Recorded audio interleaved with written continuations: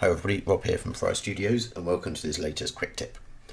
You may have seen that I recently have been posting a few of my furniture models, and that's kind of sparked a few questions, so I thought I'd answer them in a quick video. And the one that I'm going to kind of deal with now is about making seams on cushions. So I'm just making this quick cube. I'm just going to drop it into a HyperNurbs and I'll turn on Grid Shading Line so you can see what I'm doing. And actually I'll make this editable. So I've got this cushion, so let's just rename that to cushion. Always good to rename everything. And what you could do is you could come in and you could make polygon selections and you could extrude those out. And you know, that's fine, you'd have everything would be in one mesh. But I find it quite troublesome, especially when you come to texturing. I'd rather keep the piping and the seams and things. Actually, this technique is very good for welding as well. If you're doing mechanical models and you need some weld, then this is a good way of doing it.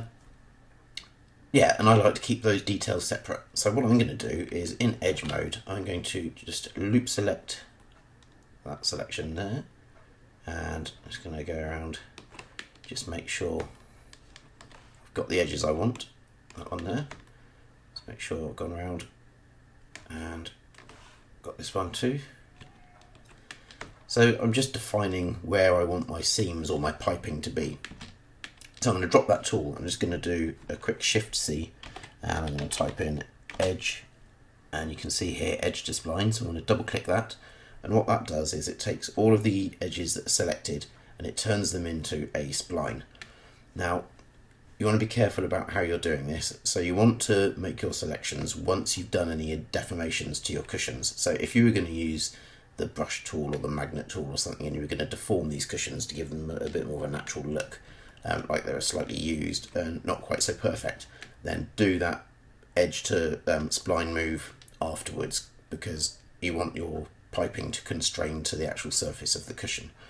So I'm just going to come in and I'm going to add a, let's say, a 2 centimeter circle, and just to keep the mesh down a little bit, I'm just going to go to uniform and 2.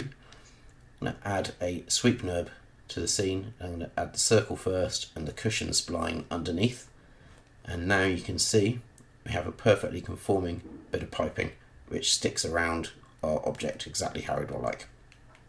Obviously you can do any selection you want here, and you could use a completely different profile. You don't have to use a circle. So if you were doing weld, you might actually have it in a kind of the opposite angle to this. You might have it in the corner of something rather than on the edge of something, and you might actually have maybe a kind of an inverted arc, but the same technique works perfectly for it. So that's been this quick technique. Hope that's been of some use for you all. Come back next week when there'll be another quick tip, and I'll see you all then. Thanks very much. Bye bye.